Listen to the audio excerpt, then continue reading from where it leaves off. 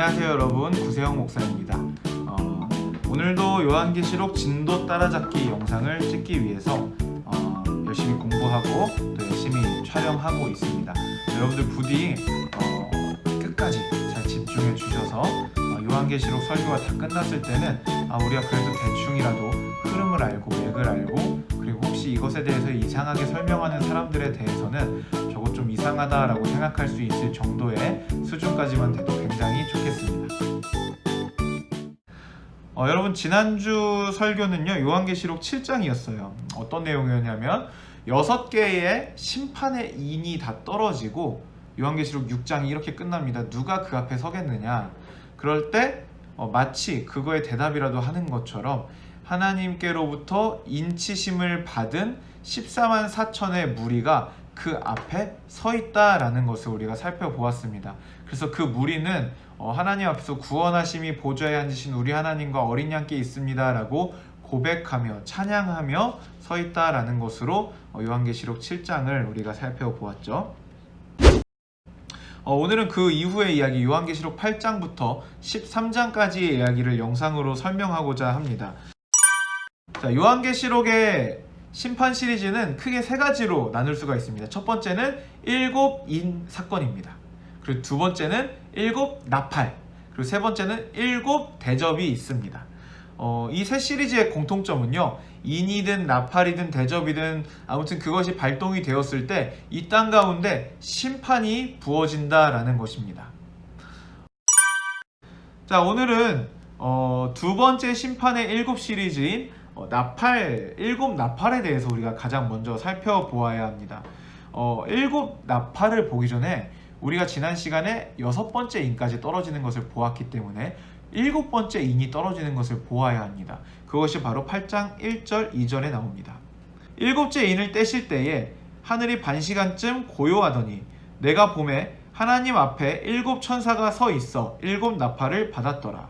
그러니까 어떤 내용이냐면 7째 인을 떼는 순간 7명의 천사가 7 나팔을 들고 대기에 나타난 거예요. 그러니까 무슨 의미냐면 7번째 인을 떼는 사건은 바로 7 나팔 사건의 시작이었다라는 것이죠. 인은 뭔가 재앙의 시작 같은 느낌이었다면 나팔은요, 그 재앙이 한층 더 심화되면서 뭔가 나팔 경고 있잖아요. 뿌 하고 경고 울리는 거 있죠. 그러니까 최후의 경고, 회개할 수 있는 마지막 보루 같은 느낌을 우리에게 줍니다. 그래서 7 나팔을 보면요, 파괴를 계속해요. 첫 번째 나팔, 두 번째 나팔 할 때마다 뭐가 계속 파괴가 됩니다. 그런데 가만히 보면은 3분의 1만 파괴가 됩니다. 그것으로 봐서 전체가 아니라는 것을 강조했고 더 많은 것이 남았다라는 것을 강조했기 때문에 뭔가 7 나팔은 이런 재앙들을 보고 돌이킬 것을 촉구하는 그런 뭔가 경고의 나팔, 그런 느낌을 우리에게 주게 됩니다.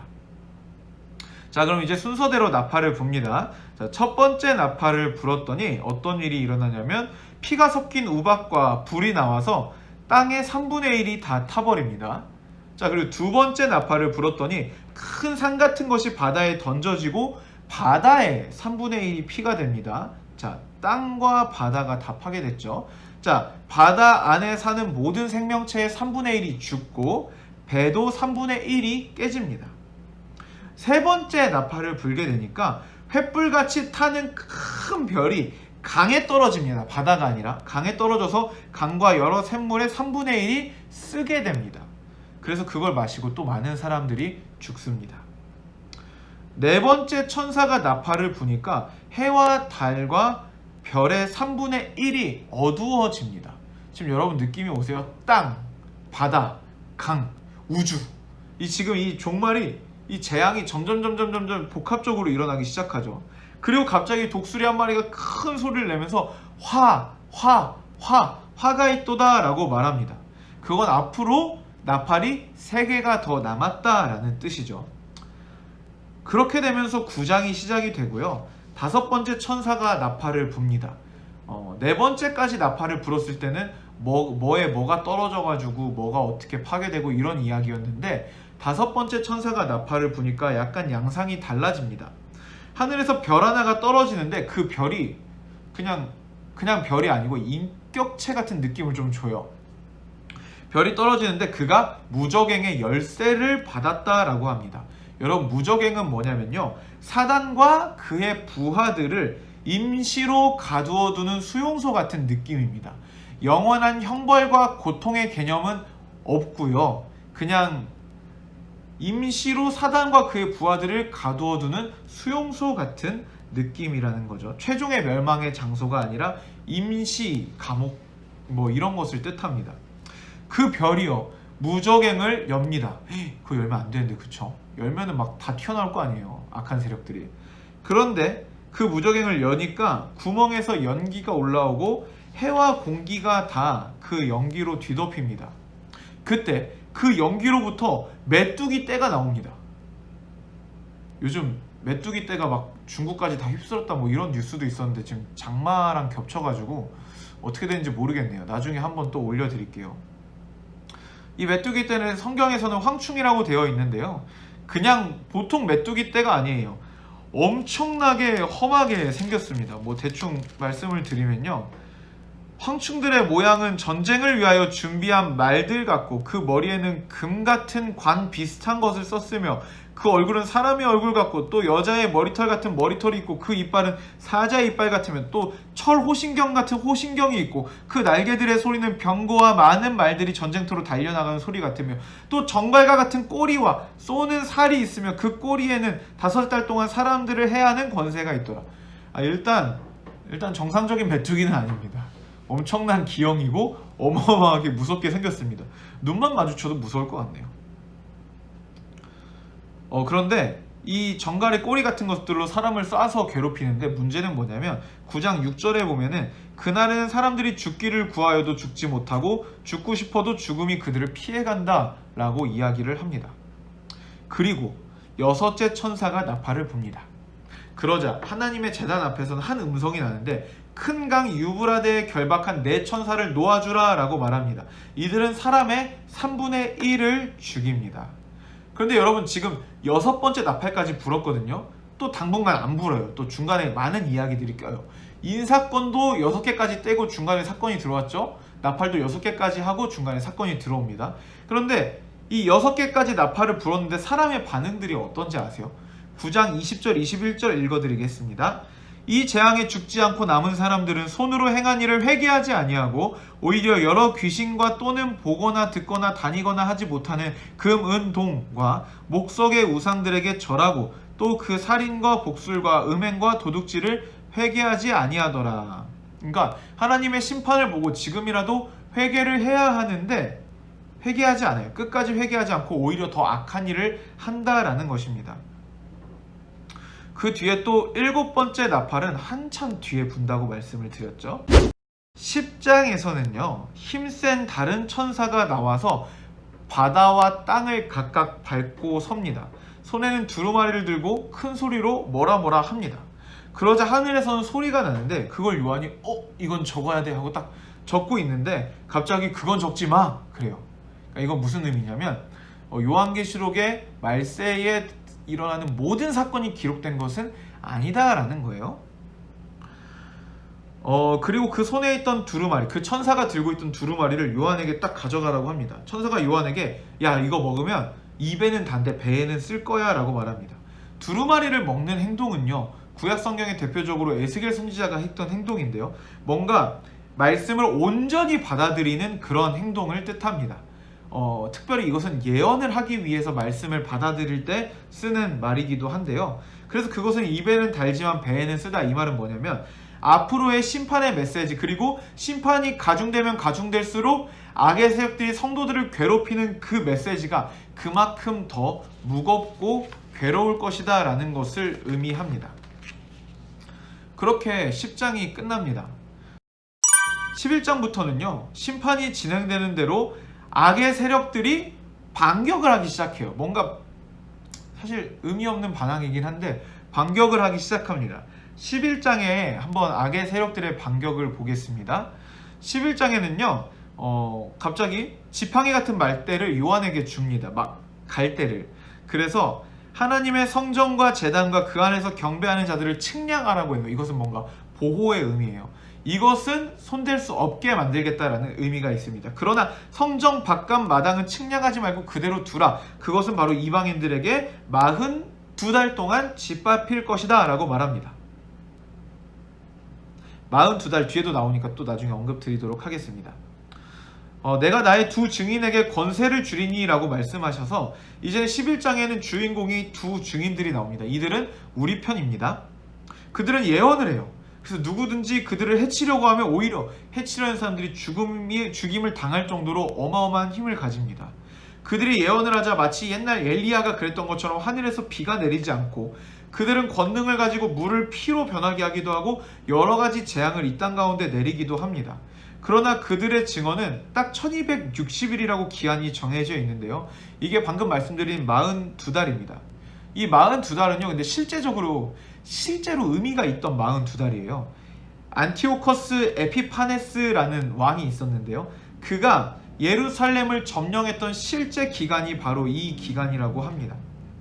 요한계시록에서 이런 악한 상징들은요, 당시 초대교회의 최대의 적인 로마를 뜻하는 경우가 굉장히 많습니다. 어쨌든 그 두 증인이 예언하는 기간이 끝나니까 갑자기 무적행, 아까 열렸던 무적행에서 갑자기 짐승이 올라와서 그들을 죽입니다. 그리고 그들의 시체를 장사하지 못하게 길에 두고 사흘 반 동안이나 방치합니다. 그런데 그 시간이 지난 후에 그들은 다시 부활하여서 하늘로 올라가고 땅에는 지진이 일어납니다. 그리고 그 사건 직후에 드디어 7번째 나팔을 불게 됩니다. 7번째 나팔을 불면은 뭔가 대단한 일이 일어나거나 7번째 인처럼 뭔가 7나팔로 연결되거나 그럴 것 같은데, 이때는 그냥 하나님께 큰 경배와 영광을 올려드리고 정말로 하나님을 대적하던 자들에게는 심판을, 그리고 하나님을 사랑하고 그를 따르는 자들에게는 보호와 구원을 노래하는 노래가 이어집니다. 그렇게 요한계시록은 12장으로 넘어가게 됩니다. 여러분들 여기서 한 가지 중간에 드리고 싶은 말씀이 있는데요. 여러분 부산행 보셨죠? 부산행 보시면은 어쨌든 좀비가 우리 적이잖아요. 좀비를 물리쳐야 되잖아요. 그쵸? 그들도 사람이었지만 좀비를 물리쳐야 되는데 부산행에 보면은 이런 장면이 나와요. 이렇게 마동석 씨가 이렇게 팔에 테이프를 이렇게 감고 이렇게 가자 하고 딱 이렇게 가요.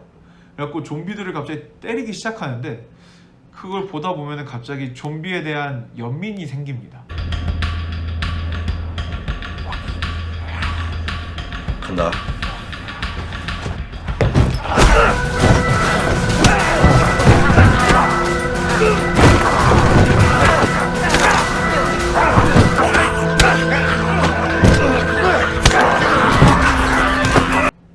여러분들도 공감하시죠? 그러면서 누가 착한 편인지, 누가 악당인지 모르겠어 라는 그런 유행어가 바로 거기서 적용이 되죠. 그러나 그렇다고 해서 주인공을 아무도 비난하지 않아요. 왜죠? 마땅히 해야 되는 일이기 때문이죠. 요한계시록에서도 보면요, 정말 심판이 좀 너무 무서워요. 막 3분의 1이 죽고 피바다가 되고, 이게 저라고 안 무섭겠습니까? 그런데요 여러분, 이게 딱 그 꼴이에요.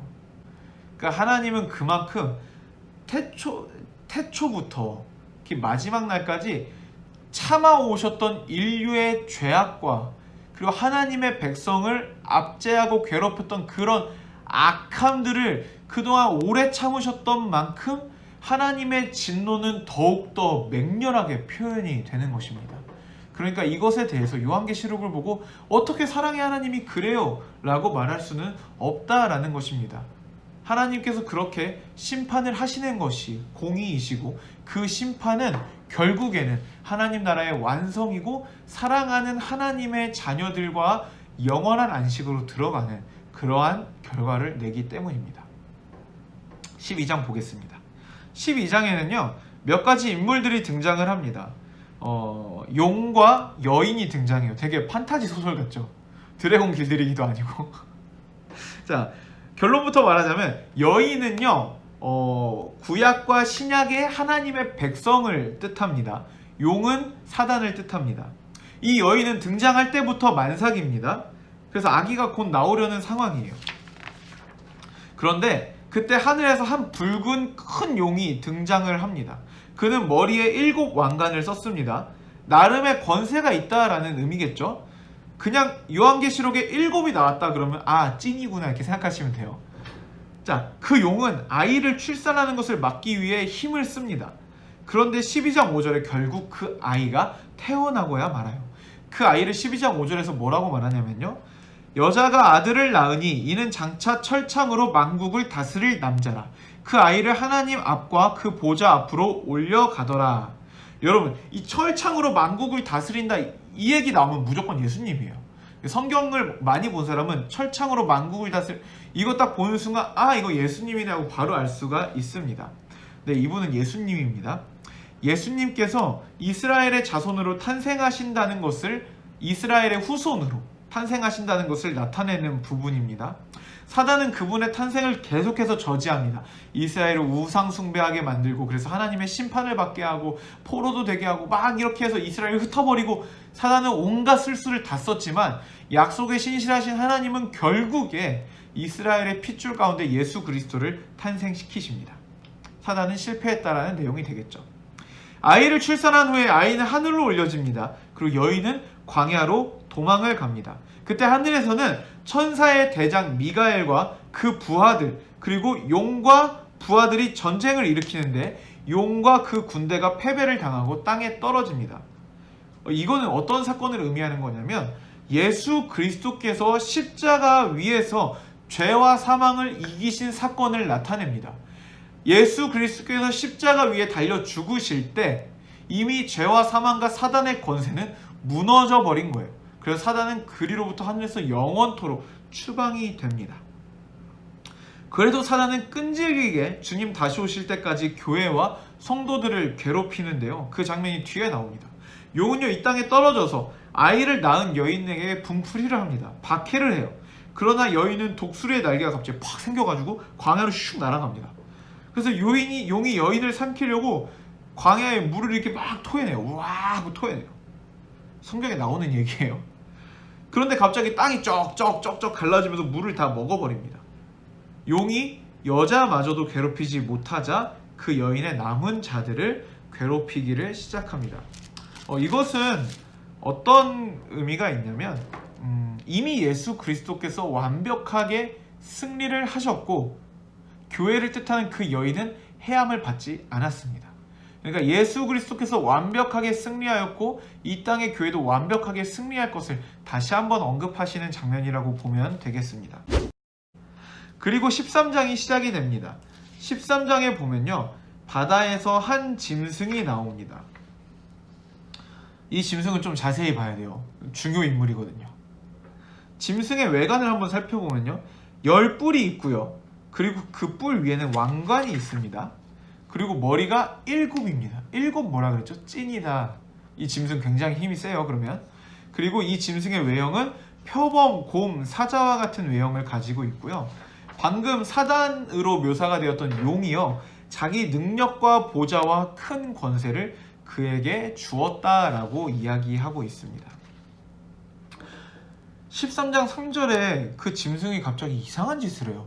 아무도 위협하지 않았는데 그 머리 하나가 상하게 되어 죽게 된 것 같더니 그 죽게 되었던 상처가 나음에 온 땅이 놀랍게 여겨 짐승을 따랐다 라고 이야기를 합니다.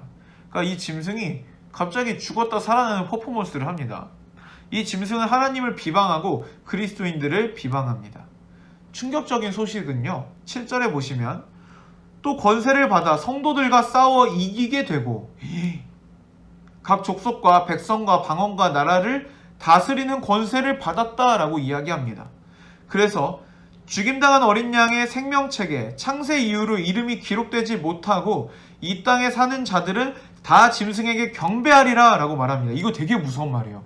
뭐냐면요, 여러분, 지금은 예수 그리스도를 안 믿는 사람들이 예수 믿는 사람과 예수 안 믿는 사람으로 세계가 딱 양분되지는 않잖아요, 지금은. 그런데 지금 이 짐승이 바다에서 나와서 활동하는 그 시기에는 점점 어떻게 되냐면 온 세계가 양분이 된대요. 진정한 예수 그리스도의 백성, 예수 그리스도의 자녀들과 그렇지 않은 자들, 그러니까 예수의 자녀 아니면 짐승의 자녀, 이렇게 양분이 된다라는 거죠. 굉장히 무섭습니다. 그리고 15절에 보면요, 짐승은 우상을 만들어요. 자기를 닮은 우상을 만들고 그를 경배하지 아니하는 자는 몇이든 다 죽인다. 우상 숭배 안 하면 죽인다라고 말합니다. 짐승은 모든 사람들에게 오른손이나 이마에 표를 받게 합니다. 이 표를 받지 않으면 상거래를 아예 못하게 해요. 그 표를 받더니 666이라고 합니다. 여러분 666 많이 들었죠?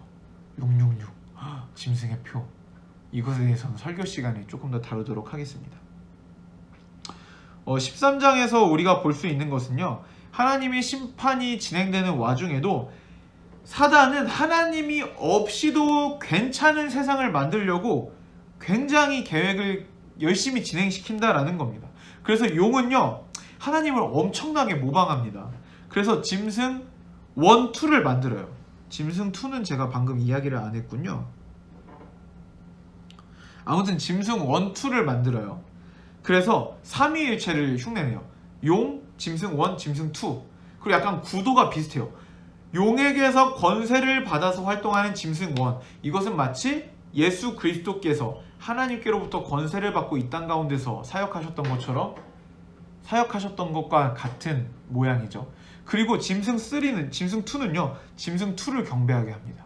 바로 성령께서 우리에게 오셔서 예수 그리스도를 믿게 해주시고 그를 경배하고자 하는 마음을 주시는 것과 비슷한 구조로 가고 있는 거죠. 두 번째로 모방하는 건 뭐냐면 짐승 1이요, 죽었다가 다시 살아나는 퍼포먼스를 합니다. 근데 사실 예수님은 진짜 우리를 위해서 그렇게 하신 거지만 짐승 얘는요, 진짜 쓸데없이 갑자기 그래요. 그러니까 그 십자가의 죽으심과 부활을 흉내내고자 하는 거죠. 짐승 2도 막 기적을 일으키기도 하고요. 하나님이 자기의 백성에게 인을 치셨죠. 지난주에 요한계시록 7장에서. 그러니까 갑자기 짐승도 자기의 표를 막 찍어주기 시작합니다. 이 모방의 목적은요, 이 사단이 하나님을 대체하는 겁니다. 이들의 목표는요, 하나님이 없는 세상, 하나님이 없어도 잘 돌아가는 세상을 만드는 것입니다. 그래서 대부분의 사람들은 하나님 없는 삶을 만족하며 살아가기 시작하고 그 짐승에게 경배하고 666의 인을 받습니다. 여러분 진짜 이게 666이라는 도장을 사람들이 막 이마에 막 손에 받기 시작한다 이런 의미는 절대 아닐 거예요. 그러나 이것이 어떤 양상으로 펼쳐질지는 우리는 아직 알 수가 없습니다. 초대교회 시기에 짐승은 당연히 로마 제국이었습니다. 지금은 뭘까요? 사실은 이 짐승이 누구다라고, 어떤 세력이다라고 많은 사람들이 얘기합니다. 그러나 장담하는데 아직 확언할 수 없어요. 아직 확실히 얘기해선 안 됩니다. 성경만 가지고 추론해 봤을 때요, 이 짐승은요, 자신을 경배하지 않으면 죽일 수도 있는 권세를 갖고 있는 강제력을 가진 집단입니다. 그리고 매매를 할 수 없게 만들기도 하고 경제 생활에 영향을 줄 수도 있는 자예요. 물론 이 짐승이 야 너 나한테 지금 당장 무릎 꿇어 이런 식으로 경배하게 만들지 않을 거예요. 하지만 사람들이 자발적으로 경배하게 만들겠죠. 예를 들어 물질 만능주의 같은, 그럼 물질 만능주의의 가치관이 강력하게 작용하고 있는 세속 정부라면 그런 일을 할 수가 있겠죠. 어쨌든 첫 번째 짐승은 국가 권력과 관련이 있고요, 세속 정부와 관련이 있고, 두 번째 짐승은 조금 더 종교적인 영역에 가깝다라는 것 정도는 우리가 추론을 해볼 수는 있습니다. 여러분 이렇게 돼서 내일 그러니까 주일날 설교 시간에는 그렇게 짐승의 인을 모든 사람이 다 받을 때 또 안 받는 사람들이 있어요. 안 받는 사람들. 그 사람들이 누군지, 그 사람들은 과연 어떤 사람들인지 우리가 주일에 살펴볼 때 큰 은혜가 있기를 바랍니다. 여러분 동영상이 좀 길었을 것 같아요. 지금 제 핸드폰에 26분, 27분 이렇게 찍히는데 끝까지 보신 분들 정말 주님의 이름으로 축복하고요. 끝까지 보도록 서로 권면해서 주일날 왔으면 좋겠습니다. 자, 여러분 주일날 봅시다. 안녕. 신기한 건 NG가 한 번도 없었다는 거.